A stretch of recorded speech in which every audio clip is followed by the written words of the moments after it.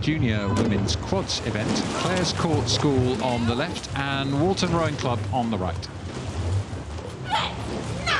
Again, Walton Rowing Club getting in that second stroke sooner than Clare's Court School, getting that boat speed up, while there's a small movement across into the middle of the river, so they will be warned by the umpire to get back over onto their station. Yeah, a little bit of a nervous start there, as you said, from the Walton crew, but the good thing about the quad, unlike the coxless 4, is each athlete has 2 oars, and it's a bit easier to kind of correct those things early as you start to feel the boat slide across. And it looks like in lane 2, Walton slightly up at this point as they go through the 600-odd metre mark, the barrier mark, that famous landmark on this course, overlooked by the wonderful, iconic Temple Island that stares all the way down the track and watches over our athletes. It is interesting because you don't want to overcompensate when you are steering, because you don't want to veer back in, overdo it, and then go hitting the booms. And like you said, each athlete will have 2 oars, but Juliet Omzi in the bow will have the foot plate that she can manipulate and steer and skid the boat over, because the moment you move that rudder, the boat starts to skid. It drifts across. It doesn't have a clean steering line like you experience when you're in a car. If you overdo it, your boat can skid and you can catch a little bit of water, but it looks like it's going to be a close race, only half a length in it. Half a length as they go through on camera position. You can feel the leg drive in these 2 quads, can't you? They're pushing the river away from them, pushing that Temple Island away from them and moving the boat down towards the finish. Coming to the middle of the course, still a strong competition here, Mo. We're almost exactly at the halfway mark now. Yeah, Clare's Court have done well to stay in touch, keep overlap with Walton Rowing Club, and now they've just got to keep that momentum, keep charging through as you get through this middle phase of the course where it can feel a little bit lonely from a rower. The banks disappear away from you. It can be a little bit quieter. It's probably the most quietest point on the course. You can feel a little bit, but that's the time you can focus in on your own rhythm, listen to the calls person and hear what they're saying, really focus in on the efforts that you're pushing down in the water. So I think Walton have still got the edge, but I do think Clare's Court have made a great move, really mature rowing for these young women, and noticing that Arabella Betts in the bow seat there, only 15 years old. She's got the rudder and the responsibility as well, but these crews now are neck and neck. A big move by Clare's Court, nice mature rowing by them.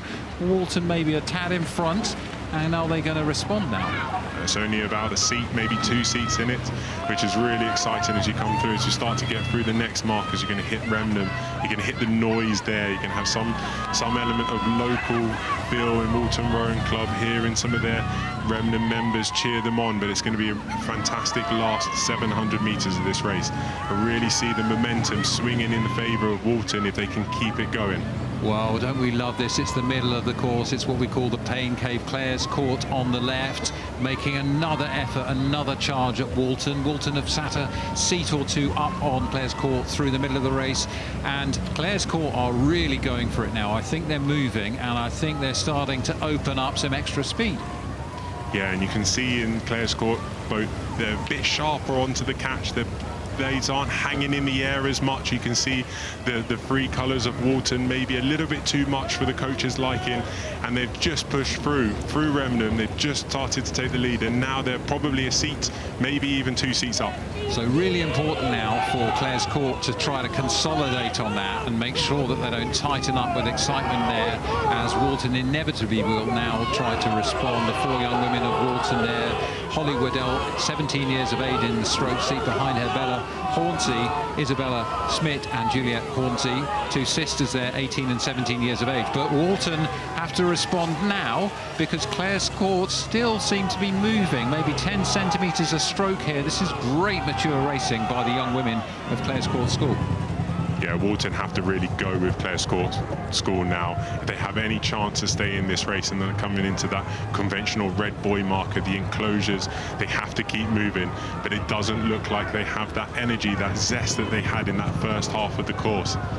So if you're watching this and you're a young scholar thinking of racing at Henley, what a great way to race, coming through from behind.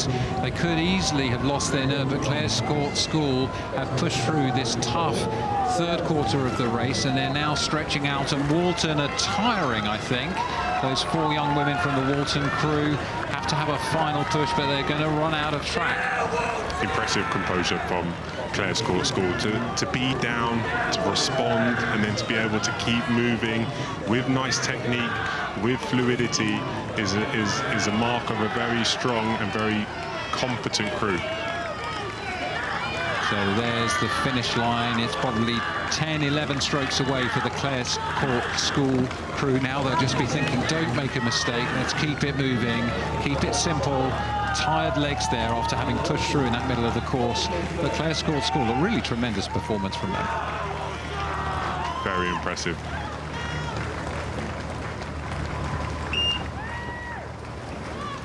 Clares Court School take the win over Walton, and what a great afternoon of racing we're having here at Henley.